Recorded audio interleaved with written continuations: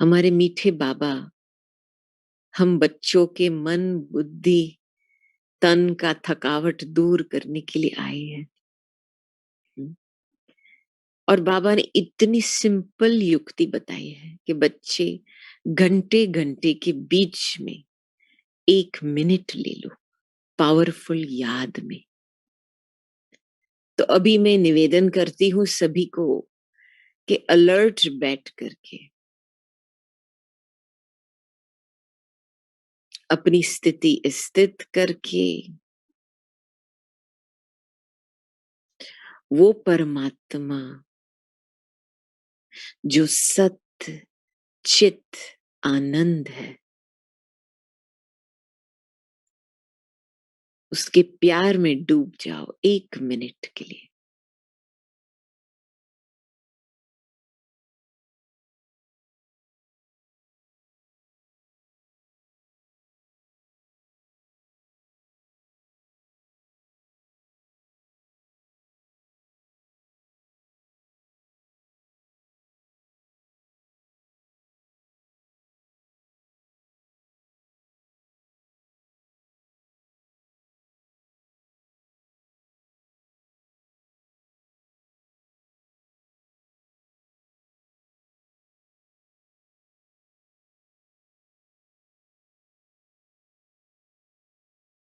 ओम शांति।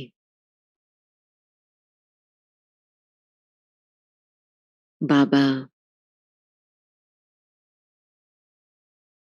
प्यार का सागर, शांति का सागर, ज्ञान का सागर, आनंद का सागर। आत्मा थोड़े समय के लिए भी उस सागर में डुबकी लगाती है। मन, चित्त, बुद्धि रिफ्रेश हो जाती है। तो बीच बीच में ऐसे डुबकी लगाना बहुत जरूरी है। ये जो अभ्यास है 1 1 मिनट निकालने के लिए, यही सीक्रेट है संस्कार परिवर्तन का। अब देखो, हमारे संस्कार, हमारे सबसे गहरा संबंध हमारे संस्कार के साथ है। आत्मा तो शरीर को लेके तो नहीं जाती है, लेकिन अपने संस्कार को लेके जाती है। और जब अगला शरीर मिलता है तो उस संस्कार के अनुसार एक स्वभाव बनता है। स्वभाव के आधार से हम कर्म में आते हैं। तो संस्कार 2 चीजों से संबंधित है। एक है समय, दूसरा है संकल्प। देखा जाए तो आपको अपने संस्कार का कैसे महसूस होगा? जब इस साक्षी होकर के अपने स्वभाव को देखो, अपने बिहेवियर को देखो, अपने संकल्प को ऑब्जर्व करो और साक्षी होकर के देखो आप अपना समय कैसे सफल करते हो। फिर आपको पता चलेगा कौन से संस्कार आपको ज्यादातर यूज करते हैं। अभी तो जैसे बाबा आए हैं, बाबा ने इतना श्रेष्ठ ज्ञान दिया है। क्यों दिया है? क्योंकि अभी के समय अनुसार दिव्य बुद्धि से काम लेना है। 63 जन्म के लिए तो हम संस्कार के आधारित ही चले। हमारे संस्कार हमको चला के आया है। अभी स्वराज्य अधिकारी बनना, मना मन मना भव मध्याजी भव, और वो सतोगुणी सतो प्रधान संस्कार को जागृत करना। देखा जाए तो सतयुग में हमारे रजो प्रधान संस्कार एक्टिवेट नहीं होंगे, तमो प्रधान संस्कार भी नहीं होंगे। हालांकि तीनों सेट ऑफ संस्कार हमारे आत्मा में भरी हुई है। तो समय अनुसार संस्कार का बदलाव होता है। परिवर्तन शब्द माना वो चीज खत्म नहीं होती, केवल पुराने संस्कार मर्ज होते हैं, नए संस्कार इमर्ज होते हैं। ये मर्ज इमर्ज का खेल है। उसको चाहे आप बदलाव या परिवर्तन शब्द यूज करो। पवित्र शरीर था, पवित्र वातावरण था, आत्मा भी कंचन पवित्र थी, तो बिल्कुल वो सतो प्रधान संस्कार जो अभी के पुरुषार्थ से हमने जो प्रारब्ध बनाई है, वही संस्कार के आधारित हम चलते हैं। फिर द्वापर के बाद जब थोड़ा सा पवित्रता में बिल्कुल फर्क पड़ता है, 12 कला, 10 कला, 8 कला, 6 कला, बिल्कुल वो पवित्रता में फर्क पड़ जाता है, तभी हमारे रज्जो प्रधान संस्कार जो द्वापर के कारण वो एक्टिवेट होते हैं। क्योंकि द्वापर में हमारी जो चित्त है, दो प्रकार की चित्त बन जाती। एक है आत्म अभिमानी की जो स्टेज थी हमारी, जब आत्मा एक बिल्कुल प्योर डायमंड थी और वो चित्त बहुत प्योर था। वो फिर द्वापर के बाद जब देह भान में पड़ती है आत्मा, तो चित्त एक मेमोरी ट्रैक बन जाती है। देखो सतयुग में आपके मेमोरीज नहीं है, लेकिन द्वापर के बाद आपकी एक मेमोरी ट्रैक बन जाती है, जिसमें रूप का रिकॉर्डिंग होता है। फिर हमारे देह भान के संस्कार, इस कारण से हमारे देह भान के संस्कार एक्टिवेट होते हैं। क्योंकि फिर मेमोरी ट्रैक, हमारी जो मेमोरीज है, यादाश्त है, वो हमारे संस्कार के साथ बहुत एक गहरा संबंध है। जितना आप किसी को याद करेंगे, किसका रूप याद करेंगे, किसका स्वभाव याद करेंगे, वो ही चीज आपके संस्कार में एक्टिवेट होगा। तो फिर हमारे देह के संस्कार जिससे हम परे जाने चाहते हैं, वो हम नहीं जा सकते। इसीलिए बाबा इतना महत्व देता है, बच्चे अपने आप को आत्मा समझो, मुझे याद करो, आप अशरीरी आत्मा हो, अशरीरी बाप को याद करो। क्योंकि हमारे जो चित्त में भरी हुई बातें हैं, वो सारी देह की बातें हैं। किसी का स्वभाव, किसी का संस्कार, कोई परिस्थिति की बात, वो सब चीजें भरी हुई है। इसके कारण हमारे जो दुविधा के संस्कार है, कंपैरिजन के संस्कार, कंपटीशन के संस्कार, पर चिंतन, पर दर्शन के संस्कार, वो ही संस्कार एक्टिव रहते हैं और वो हमारी दृष्टिकोण को माना प्रभाव करता है। जैसे संस्कार है वैसे आपकी दृष्टि होंगी, वैसे आपकी वृत्ति होंगी। और फिर हम सोचते हैं क्यों हमारे संबंध में टकराव महसूस होता है, क्यों रिएक्शन महसूस होता है, क्यों हम आपस में खीरखंड जैसे नहीं रह सकते हैं। कभी आपने अपनी दृष्टिकोण को चैलेंज किया है या खुद को राइट समझते हैं? अभिमान तो द्वापर से लेकर के जब आत्मा ने यहाँ छोड़ दिया, अपना सिंहासन छोड़ा, तभी अभिमान ने उसको घेराव कर लिया। हम्म। और अभिमानवश हम चलते रहे। अभिमान एक हमारे लिए प्रोटेक्शन भी बना। हम्म। क्योंकि अभिमानवश चलो ये मैं हूं, ये हूं, मैं मेरे के जाल में फंस गए हम। और फिर अभिमान सेवा का नाम लेकर के भी अपना काम करता है।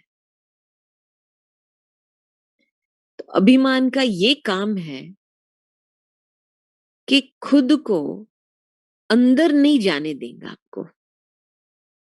आपको जो साक्षीपन की अवस्था है वहां टिकने नहीं देगा।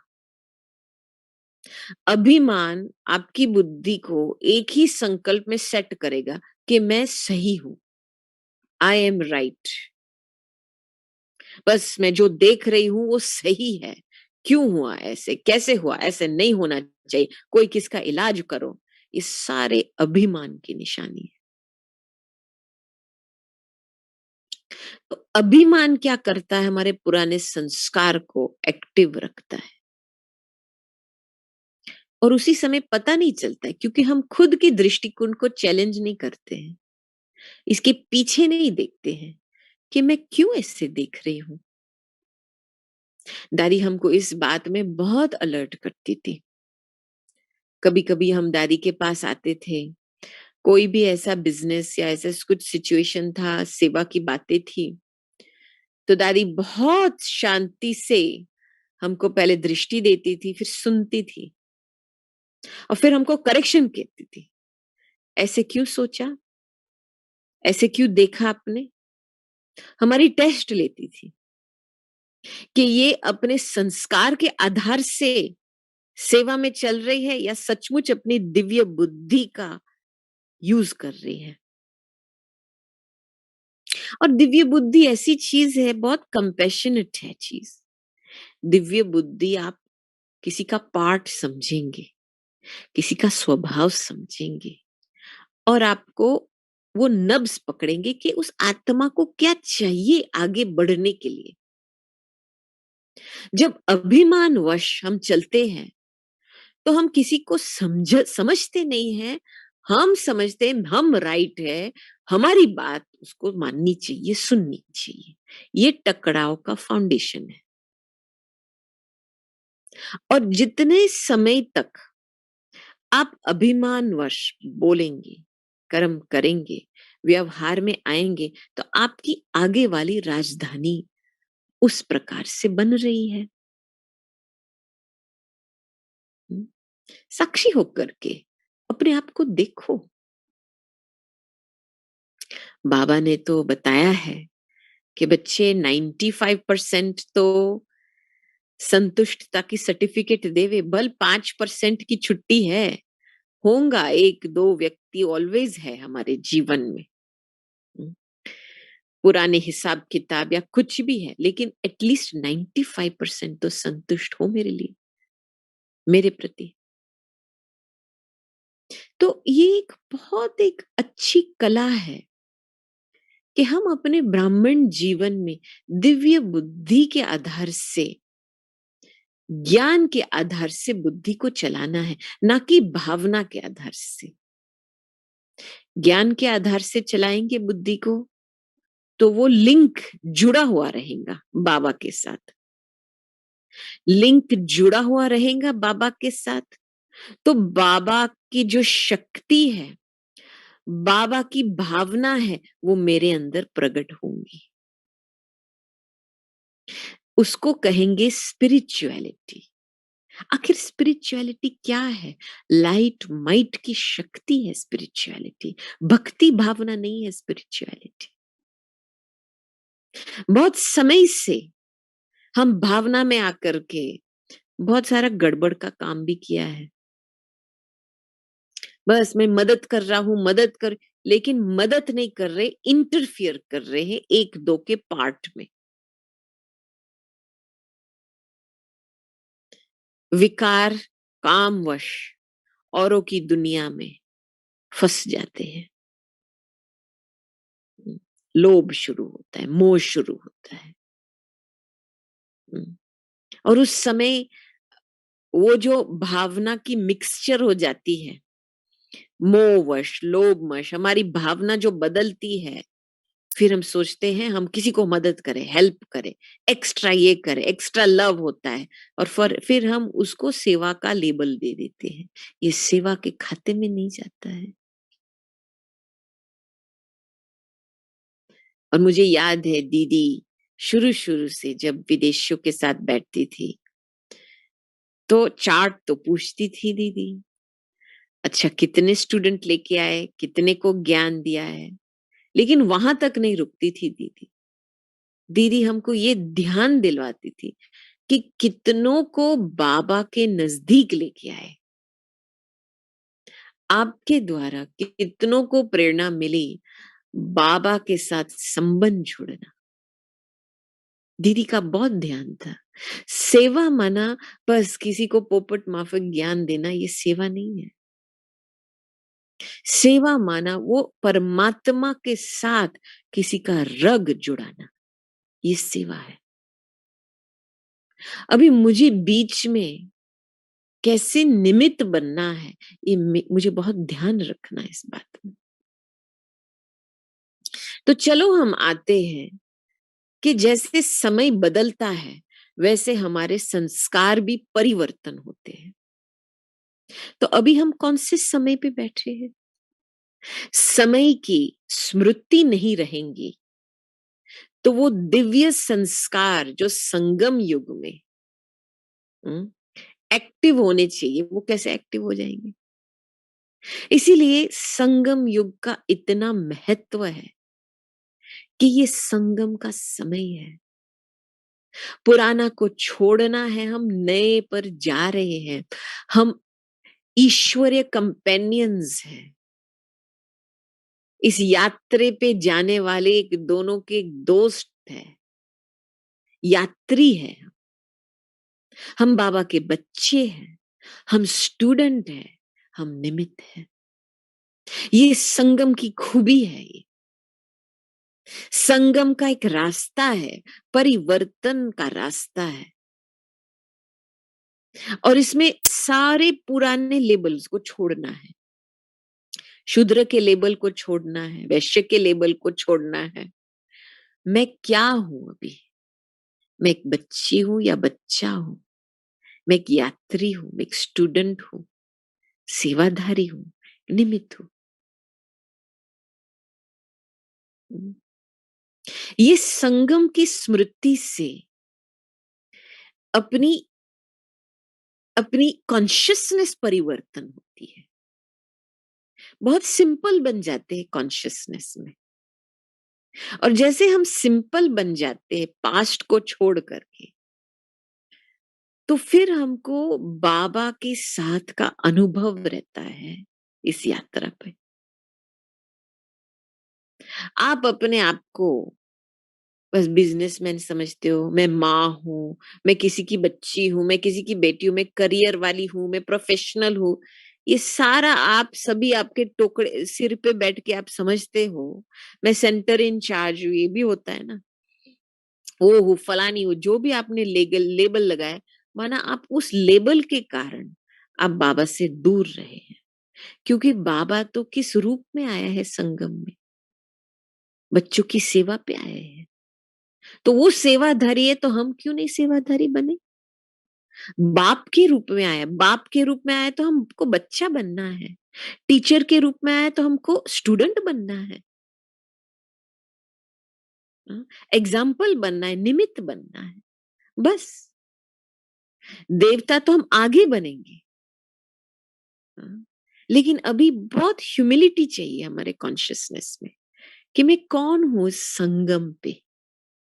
वो जो ह्यूमिलिटी पैदा होती है संगम पे, वो फिर हमारे ईश्वरीय संस्कार पैदा होते, क्योंकि यही समय है जो हम ईश्वर के मददगार बन सकते हैं। इतनी इतना ऊंचा भाग्य मिला है, अब देखो तो सही। और यही समय में जो भी हम कर्म करेंगे ईश्वर की याद में, हमारा वो संस्कार बनता है जिससे आधार से हमारे सारे कल्प की प्रारब्ध बनती है। हम्म, वो संस्कार एक्टिव होता है, हम कर्म करते हैं, हमारी कमाई होती है, हमारा प्रारब्ध बनता है। तो ये अटेंशन रखना है अभी के समय में। आप पुराने संस्कार के चिंतन में नहीं फंस जाओ। मैंने देखा है साक्षी होकर कि कई ब्राह्मण बस पुरानी यादों में फंसे हुए हैं, जो चित्त में भरी हुई पुरानी बातें हैं उसमें फंसे हुए हैं, या अपने पुराने संस्कार का चिंतन करते रहते हैं। ये मेरा संस्कार है, ये मेरे। अरे वो प्रॉपर्टी तो रावण की बनी हुई प्रॉपर्टी थी। अभी इसको केवल आपको ब्रेन को समझाना है कि ये मैं नहीं हूं, इसको छोड़ना है, इसको गुड बाय करना है बस। एनालाइज नहीं करना है, अपने आप को पैरालाइज नहीं करना है इस बात में, इसको केवल छुट्टी देना है। इसीलिए दादी हमको बहुत अंडरलाइन करके बोलती थी, छोड़ो तो छूटे। क्योंकि आपने जो बात अंदर समझो आपने बोला है कि ये मेरा संस्कार है, ठीक है, तो ब्रेन ने वो समझा कि ये मेरा है, तो आपका स्वभाव भी पकड़ के बैठे, तो आपका पूरा स्वभाव एक टाइट स्किन बन जाता है, फिर वही रिएक्शन पैदा होता है। लेकिन आपने जब वो पुराना छोड़ा है कि मैं किसकी बनी हूं, मैं कौन से समय पे आई हूं, ये पुरानी प्रॉपर्टी मेरी नहीं है। ब्रेन को समझाओ आप, ये मेरी प्रॉपर्टी नहीं है, ये बाकी छोटा सा चैप्टर था बीच में, इसको गुड बाय करो। जितना गुड बाय करेंगे उतनी जो भी आपने प्राप्ति ली है ईश्वर से, वो आपके लिए काम करेगा। हम पुराने संस्कार के साथ मोहवश जो पकड़ के बैठे, मैं ये हूं, मैं ये हूं, मैं परिवर्तन नहीं, मैं ये हूं। अरे कहां तक आप संगम युग का समय को गवाएंगे इन बातों में। हम्म। चलो कभी कभी तो कॉन्शियस वो संकल्प भी नहीं आता है कि मैं ये हूं, लेकिन फीलिंग तो होती है ना, गिल्ट महसूस होता है। नालायक की फीलिंग होती है अंदर से, क्या मैं लायक हूं नहीं हूं, चलो मैं ऐसी हूं, वो फीलिंग रहती है ना अंदर से। हम्म, इसको अभी त्याग करना है, क्योंकि फीलिंग वो भी पुरानी फीलिंग, पुराने संस्कार के पुराने फीलिंग गंदगी है। कहां तक आप गंदगी आपके घर में बिठा करके रखेंगे। ऐसे तो कहेंगे कि आपके घर में एक कमरा है जिसमें आप सारा गंदा सामान रखते हो और उसको ताला लगा के रखा हुआ है,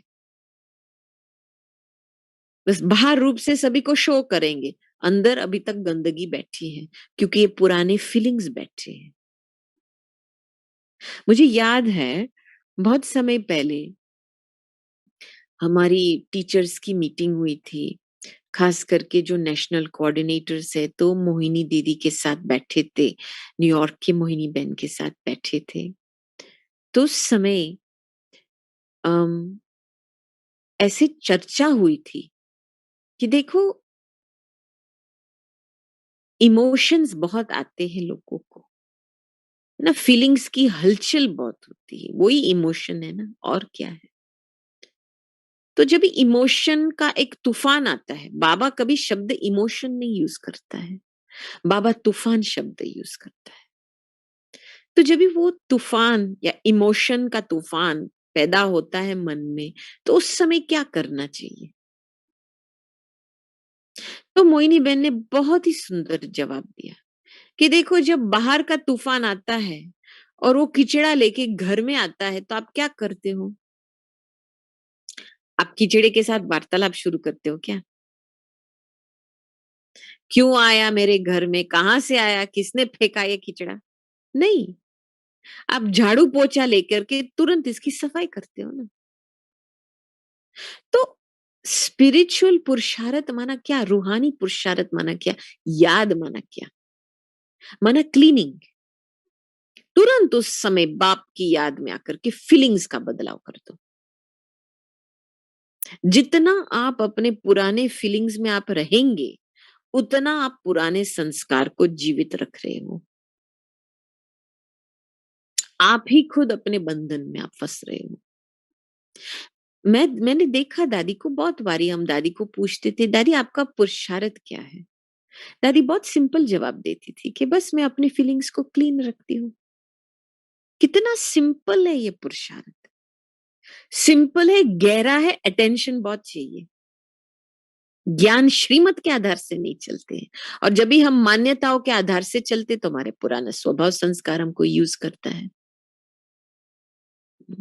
इसीलिए हर एक बात में ज्ञान क्या कहता है, श्रीमत क्या है, वो पट्टे पे बुद्धि को लगाना है। कुछ भी हो जाए, ना कि औरों क्या बोलेंगे और समाज क्या बोलेगा, मेरे परिवार संबंधित अरे करना पड़ता है ना, क्यों? आपने अपनी बुद्धि को लोक लाज में फंसा करके उस अनुसार आप चला रहे हो और फिर आप पूछ रहे हो बाबा क्यों इतना दूर है मेरे से? आपने खुद अपनी बुद्धि को लोक लाज के बंधन में फंसाया। अभी बुद्धि को उस तरह से छोड़ो। इतने जन्मों से अपने लोक लाज को मान करके चले हो, आप खुश हो क्या? स्वतंत्र हो क्या? नहीं हो। तो कहां तक चलाएंगे आप अपने आप को लोक लाज के डर में? ये तो कौड़ी मिसल बातें हैं, अपनी लाइफ बिल्कुल वैल्यूलेस बन जाती है वो राह पर। इसीलिए बुद्धि को ज्ञान क्यों मिल रहा है? क्योंकि एक एक बात बाबा की समझनी है कि बाबा मुझे सही जीवन कैसे जीना चाहिए, बाबा के साथ सही रूप से कैसे जीना चाहिए, उसकी शिक्षा दे रहे हैं। मैं कहाँ तक वो शिक्षा समझी हूँ और मैंने धारण किया है। पहले तो बुद्धि तो समझे, तो बहुत अपने आप को समझाना है। केवल ज्ञान को सुनना नहीं है, खुद को ब्रेन को बुद्धि को समझाना है ताकि ये बात फिट हो जाए कि मुझे मेरी जीवन इस नियम पे चलाना है, क्योंकि बल वहां से पैदा होती है। हम क्यों कमजोरी महसूस करते हैं? कमजोरी के कारण थकावट महसूस होती है, क्यों? क्योंकि हमारी जीवन नियम पर नहीं चल रही है, लोक लाज के आधार पे चल रही है, किसी के मोह वश पे चल रही है, अभिमान वश चल रही है। इसमें कोई शक्ति नहीं है, साधनों की डिपेंडेंसी पे के आधार से चल रही है।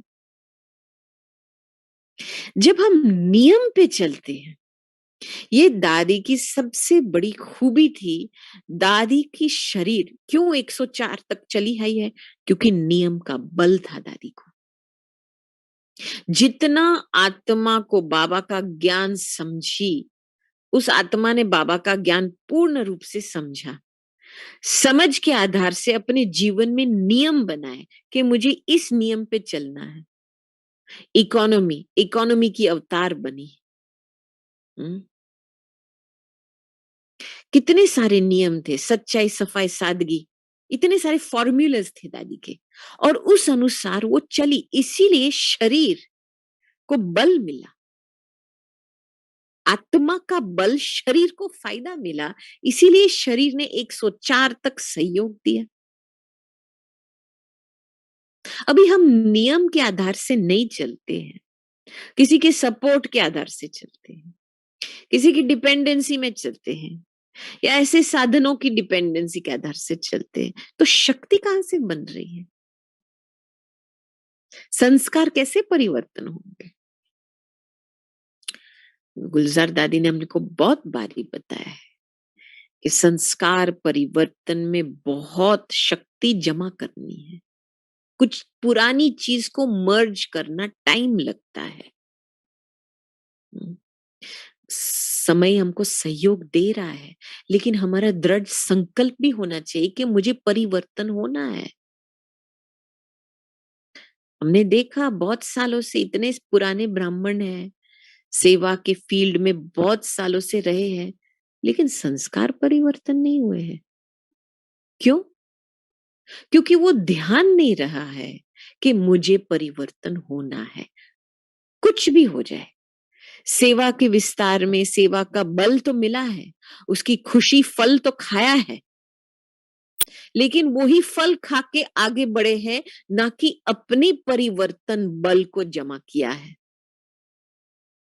जैसे आज की मुरली में बाबा ने स्पष्ट शब्दों में बताया है कि बच्चे देखो, ऐसे नहीं कि सेवा के कारण आपका याद का चार्ट में कमी हो, तो वैसे ही मुझे अपनी परिवर्तन भी देखना है कि कहाँ तक मेरा परिवर्तन हुआ है और मुझे कैसे भी होकर के मुझे परिवर्तन होना है। जब संकल्प में ऐसी दृढ़ता आती है ना, तो समय भी, वो घड़ी भी नजदीक आती है परिवर्तन की, और वो संस्कार जब भी घड़ी नजदीक आती है, संस्कार यूं ही परिवर्तन होता है।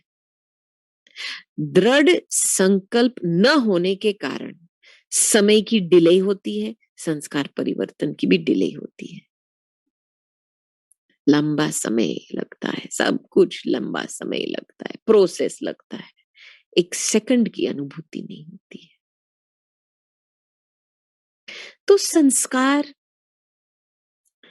सबसे ज्यादा मोह तो संस्कार से है, तो पहले साक्षी होकर के देखो, हमारी योग की इतनी अच्छी अच्छी अवस्था है, जब उस अवस्था को हम अ, मन अभ्यास में लेके आते हैं, उसका रस बैठता है, तो ये एक हमारी एक अंदर की पोजीशन बन जाती है, जिसके आधार से, जिस पोजीशन से हम खुद का परिवर्तन करा सकते हैं।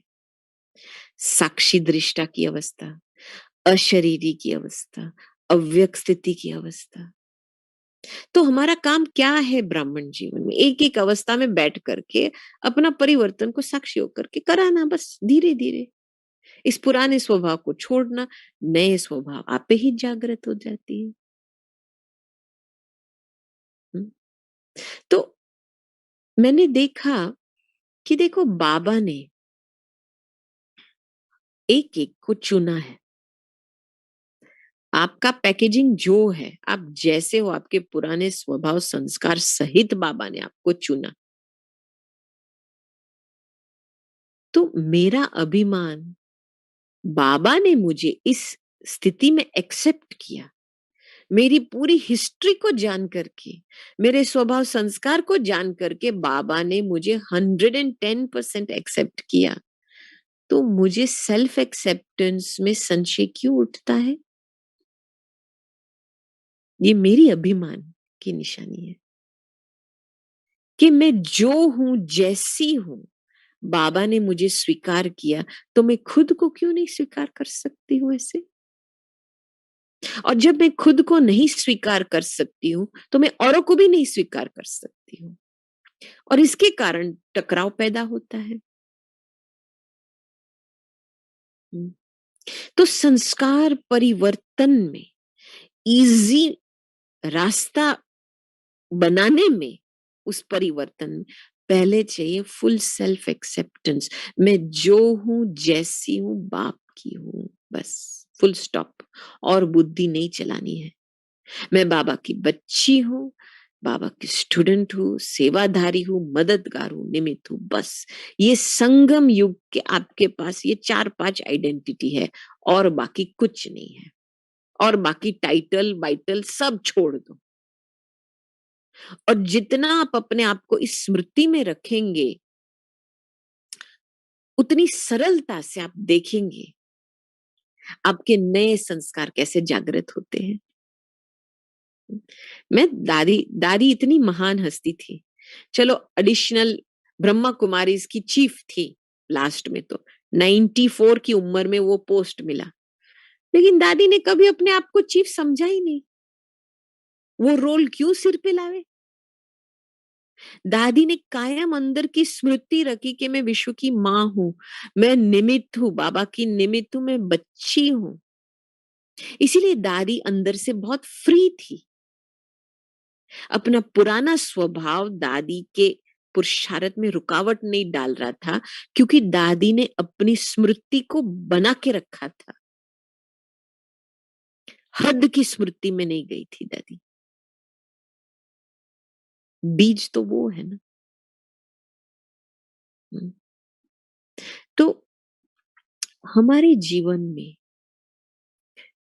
यही हमारा लक्ष्य है। बाबा हमको इनविटेशन दे रहा है, बच्चे बाप समान बनो।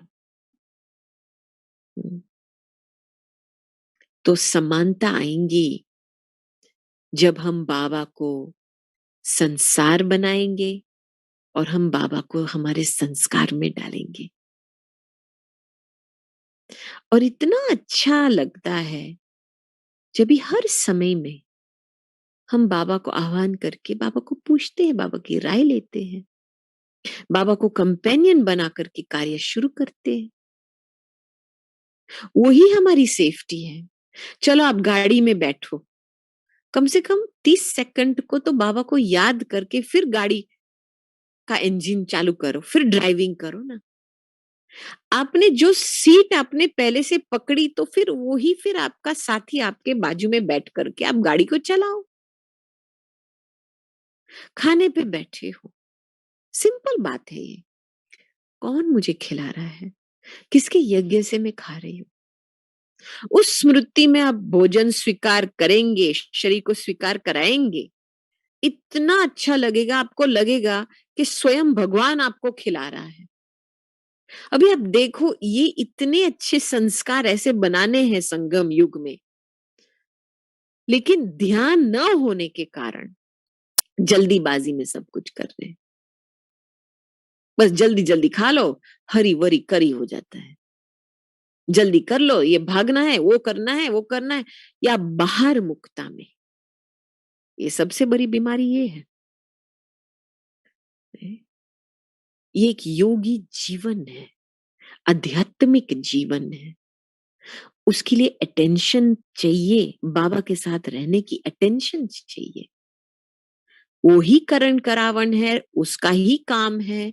लेकिन पूछो तो सही बाबा को, जो मन में भावना प्रकट होती है, संकल्प, पहले बाबा के पास लेके जाओ ना, वेरीफाई कराओ ना। बस अपने मनमत के आधार से चलते रहो क्या, फिर बाबा बाबा बोलते रहो, ऐसे नहीं चलेगा। एक बहुत सूक्ष्म धार है। और मैंने देखा, जब भी कुछ होता है हमारे पुरुषार्थ में, थोड़ा सा भी हलचल शुरू होता है ना, मैंने ये दादी से सीखा, तुरंत इसका करेक्शन कर दो। चाहे बाबा के रूम में जाकर के दिल हल्का कर दो बाबा के सामने, तुरंत करेक्शन कर दो इसका। क्योंकि थोड़ा सा भी भारीपन आ जाता है ना, वो भारीपन फिर बिल्डअप हो जाता है। और जब भी वो बढ़ता है, वो भारीपन बोझ बन जाता है, फिर परिवर्तन में बहुत डिफिकल्ट लगता है। इसीलिए कोई भी बात का, कोई भी फीलिंग्स का बोझ नहीं उठाना है, जल्दी उसका परिवर्तन करो। और मैंने ये भी देखा कि जब भी मैंने नहीं किया है, समझो अलबेले के होने के कारण या जल्दीबाजी में होने के कारण मैं आगे बढ़ी हूँ, तो जब भी मैं बाबा के सामने जाती हूँ ना, तो वो दृष्टि में बाबा ऐसे दूर महसूस होता है कि चलो बच्ची, तुम मेरे पास नहीं आई, तुम जिसके पास जाकर के तुमने दिल हल्का किया, वहां जाओ। तुम मेरे पास क्यों पहले नहीं आई? मैं आपको बताऊं, बाबा बहुत अटेंशन लेता है उसको। वो बहुत सेल्फिश है, उसको 100% आपका अटेंशन चाहिए। आपने थोड़ा सा भी किसकी किसकी किसी के और गए ना, आपने किसी के और को मन की बातें बताई, किसी के और के पास दिल हल्का किया, बाबा बहुत सूक्ष्म, पहले बाबा चाहते हैं कि बच्चे पहले तुम मेरे पास आओ। मैं बाप हूं, मेरा ये काम है, मैं आपको परिवर्तन में सहयोग करूंगा। तो ये ध्यान बहुत चाहिए कि वास्तव में बच्चे होने के कारण क्या करना है हमको, कुछ नहीं, बाप की गोद का फायदा उठाना है, स्टूडेंट बन करके बाप की शिक्षा का फायदा उठाना है। कल परसों किसी का प्रश्न था, एशिया में हम क्लास करा रहे थे, तो उस समय में किसी ने पूछा, हम चित्त को साफ कैसे करें? तो मैंने बोला चित्त की सफाई क्यों करनी है? जब भी हम सत्य चित्त आनंद का अनुभव करते हैं, तो पुराना जो चित्त है, जो हम मेमोरी ट्रैक कहते हैं, वो तो खत्म हो जाता है। पास्ट इज पास्ट हो जाता है। आपको एक-एक मेमोरी की सफाई नहीं करनी होगी। उस एनालिसिस में नहीं जाना है। हमारा काम है बिंदु बनना सिंधु में सब कुछ समाना। तो वो सत बाप, जब भी हम सत्य की कॉन्शियसनेस एक्टिवेट करते हैं, तो चित्त कितनी श्रेष्ठ बन जाती है। क्योंकि चित्त है क्या? हम्म, चित्त वो है, सत चित्त आनंद क्यों कहते हैं? सत्य तो वो चीज है जो बदलती नहीं है, ओरिजिनल चीज कुछ है। चित्त है जब संकल्प में सत्यता है, फीलिंग में सत्यता है, बुद्धि में सत्यता है। तीनों बात में, मन बुद्धि संस्कार में सत्यता पवित्रता की फोकस है। प्योर संकल्प, pure feeling, pure perception, pure बुद्धि, क्लीन क्लियर बुद्धि, क्लीन क्लियर संकल्प, क्लीन क्लियर फीलिंग्स, इसको कहेंगे शांत चित्त, प्रसन्न चित्त आत्मा। तो चित्त हार्ट कहेंगे, इसको हम हार्ट कहेंगे। लेकिन द्वापर के बाद क्या हुआ?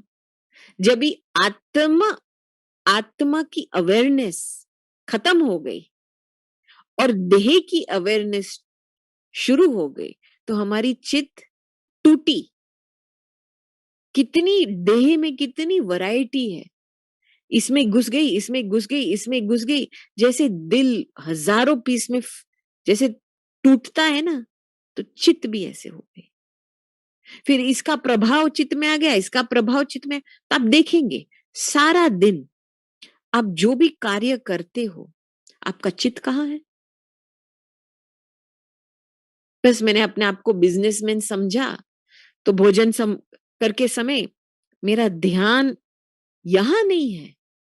मुझे क्या कमाई करनी है, क्या बिजनेस करना है, किसी के साथ कॉन्ट्रैक्ट करना है, वहां चित्त पड़ा हुआ है। और ये जो होता है ना, जब भी हम कर्म करते हुए हमारा पूरा ध्यान नहीं रहता है उस समय उस कर्म पे, और हम सही रूप से वो कर्म नहीं करते हैं, तो उसी समय वो दुविधा में रहती है आत्मा। दुविधा के कारण टेंशन पैदा होता है शरीर में। टेंशन होने के कारण बीमारी पैदा होती है। क्योंकि हम कर्म करते हुए हमारा चित्त आत्म अभिमानी नहीं होता है, परमात्मा की याद में नहीं होता है, हम प्रेजेंट समय में नहीं रहते हैं। तो कर्म योगी बनना है इस समय अनुसार। संस्कार परिवर्तन आपे ही हो जाएगा जब भी हम कर्म योगी का पोजीशन लेंगे कि एक एक कर्म में मेरी चित्त कहाँ है, जहां पे फंसी है उसको निकालो वहां से। शांत चित्त होकर के बाप की याद में, वो सत्य चित्त आनंद की याद में वो कार्य करो, और आप देखो कितनी कमाई होती है पद पद पर। सिंपल बात है ये। तो ये एक ध्यान देने की बात है। तो इसीलिए जितना हम याद की शक्ति को बढ़ाएंगे ना, उस सत्य चित्त आनंद की अनुभूति में रहेंगे। एक एक संबंध का सुख का रस लेंगे। वो ही हमारी चित्त को होल बना देती है, एक बना देती है, एकाग्र चित्त बन जाते हैं। एक से ग्रहण करने वाली चित्त एक रहती है। फिर दिल में दुविधा नहीं पैदा होंगी। दिल में दुविधा नहीं पैदा होंगी तो फीलिंग्स नहीं बदलेंगे। फीलिंग्स एक रस रहेंगे। फीलिंग्स एक रस रहेंगे ना, संस्कार पुराने आपे संस्कार आपे ही मर्ज हो जाते हैं। ये पूरा प्रोसेस है इसका। तो चित्त का बहुत महत्व है हमारे ब्राह्मण जीवन में। हम्म। अब कितना समय सारे दिन में देखो, अपने चित्त को शांत बना करके रखा है, प्रसन्न चित्त बना है। अपनी प्राप्ति को देख करके अपने चित्त को प्रसन्न बनाओ ना। हद की बातों में आप अपनी चित्त को क्यों फंसा देते हो? क्योंकि आपका दिल को ही दर्द होगा। तो इसीलिए चित्त का बहुत संभाल करना है। जहां पे भी चेक करो, जहां पे भी चित्त फंसी हुई है, उसको वहां से निकालो और एकाग्र चित्त एक रस स्थिति का लक्ष्य रख करके चलेंगे ना, आप पे ही परिवर्तन होता रहेगा। क्योंकि काम किसका है? उसका है। आपको खुद की परिवर्तन की चिंता ही नहीं करनी पड़ेगी, बस एक संकल्प किया, आप पे ही हो गया।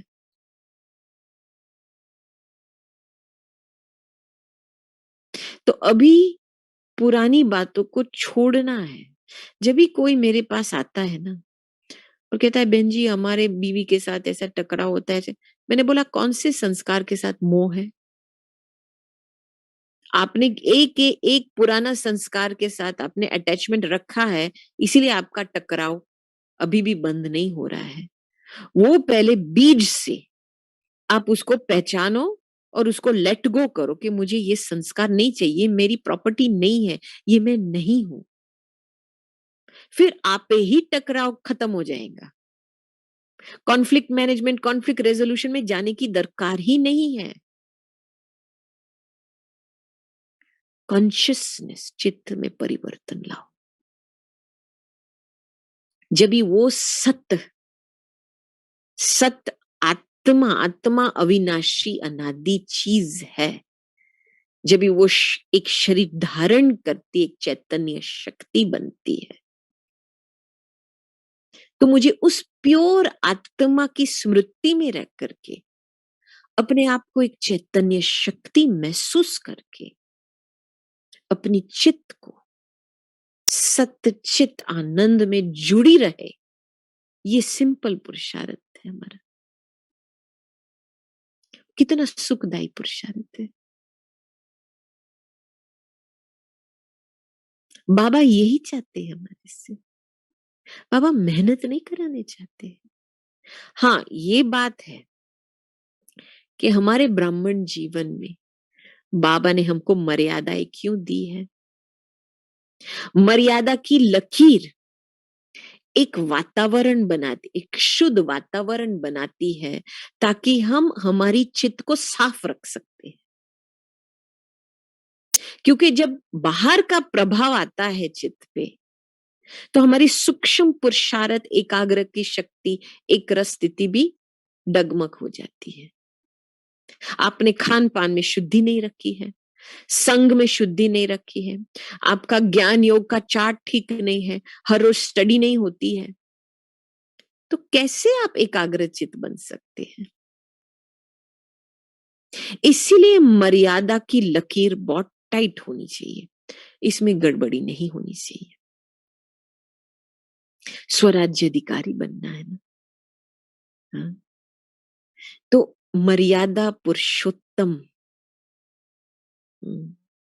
हम राज ऋषि बनने वाले हैं, तो मर्यादा दी गई है हमारी सेफ्टी के लिए, ताकि हम ऐसे शुद्ध वातावरण में रहे। खुद के आसपास अभी क्या चाहिए? एटमॉस्फेयर का पूरा बबल चाहिए। और जिस व्यक्ति ने मर्यादा पुरुषोत्तम रहा है लंबे समय तक, वो अपने सारे पूरे वो एक शुद्ध एटमॉस्फेयर में रह सकता है, तो अशुद्धि से तो बचता है ना। तो इसीलिए हमारे मर्यादाओं में हल्कापन नहीं होना चाहिए। ये आपकी डिसीजन है। आपको जितना परमात्मा से सुख लेना है उतना तो आप करेंगे ना, ये आपके ऊपर है। बाबा भी सब कुछ देख करके सिर्फ साक्षी होकर के देखता है कि बच्चे नंबरवार है अपने पुरुषार्थ अनुसार। बाबा कभी कोई बच्चे के ऊपर फोर्स नहीं करता है। लेकिन अभी जो हमको थोड़ा बहुत समय मिला है, हमको वापस अंदर जा करके डिसीजन लेना है, मुझे क्या बनना है, मुझे क्या करना है। जो बाकी का संगम युग है, लड़ाई झगड़ा में बस वो टाइम बिताना है, टाइम व्यर्थ करना है छोटी छोटी बातों में, कहां तक।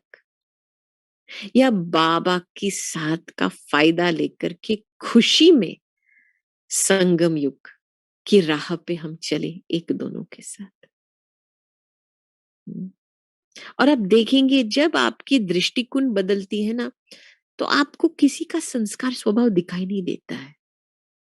आपको जब किसी का पुराना स्वभाव दिखाई देता है ना, माना वही आप में है, आप में वही चीज पुरानी बाकी है, इसलिए वो आपके दृष्टिकोण में फिल्टर बन करके आपको वही चीज दिखाई दे रही है। तो आप ये समझ लो कि आपका सेंटर या आपका परिवार एक शीश महल है। बड़ी दादी भी कहती थी ना, मधुबन एक शीश महल है। दादी जानकी भी यहाँ ग्लोबल हाउस के लिए कहती थी। एक सभी मिरर्स है, जो मैं देख रही हूं मिरर में, वो वापस मुझे एक आईने में मुझे अपने आप को दिखाई दे रहा है। ये जब रियलाइजेशन होता है कि मुझे कोई दुख नहीं देता है, केवल मेरी जो दृष्टि वृत्ति मेरे संस्कार से ही मैं दुख लेती हूँ या सुख लेती हूँ, क्योंकि सभी मेरे मिरर्स हैं। ये याद रहते हैं ना, तो आप कभी भी कोई किसी के हिसाब किताब में फंसेंगे नहीं। क्योंकि बाबा ने भी बहुत क्लियर शब्दों में बता दिया, अरे बच्चे, ब्राह्मण दूसरे ब्राह्मण के लिए निमित्त बनते, कर्म बंधन चुकता करने के लिए। आपको मदद मिल रही है। कितने 63 जन्म का हिसाब किताब बचे हैं, इतना योग बल तो नहीं है, तो थोड़ा बहुत तो मदद मिलेगा ना ब्राह्मण परिवार से। लेकिन उसमें फंसो नहीं, वो आईना समझ करके कि मुझे एक आईना मिल रहा है अपने आप को देखने के लिए, अपने संस्कारों को जानना, पहचानना, उसको परिवर्तन करने के लिए। तो ये सिंपल बातें समझ करके इतना हमारा रास्ता क्लीन क्लियर बन जाता है। हम किसी के पार्ट में भी इंटरफियर नहीं करेंगे। ये दादी का बहुत ध्यान था इस बात में, क्योंकि दादी ने कभी अपने सिर पे कोई पोजीशन रोल का वो ताज नहीं पहना था। नहीं, आप जो भी अपने आप को समझेंगे ना, उस आधार से अपने पार्ट आप बजाएंगे। आप समझेंगे मैं हेड हूं, तो हेड के आधार से चलो ये करना ये करना, आप सभी के पार्ट में इंटरफियर करेंगे। मैं निमित्त हूं, तो किसी के पार्ट में इंटरफियर नहीं करेंगे। बाबा जाने वो बाबा का बच्चा है, मुझे शुभ चिंतन, शुभ भावना का सहयोग देना है बस। धीरे धीरे धीरे मुक्ति, जीवन मुक्ति के रास्ते पर फिर आ जाएंगे। रास्ता क्लियर हो जाता है पुरुषार्थ का। ठीक है, अभी समय की अ, समय दौड़ रहा है अभी। आप सभी भी आगे जाकर के, आज के सेशंस तो काफी है, तो और ही प्रेरणाएं आपको मिलेंगी। और हमारी ये शुभ आशा है कि सचमुच जो भी संगम युग का समय अभी बचा है, उसको व्यर्थ नहीं गवा। जितना हो सके बाबा ने डायरेक्शन दिया है कि बच्चे सब कुछ साक्षी होकर के देखो, मिकी माउस का खेल होकर के देखो। और मेरे साथ का संबंध का रस लेकर के आगे बढ़ो। इतना सहज करके बाबा हमको दे रहा है, इनविटेशन दे रहा है, तो हम क्यों नहीं हमारे जीवन में सहज रीति से हम आगे बढ़े। ओम शांति।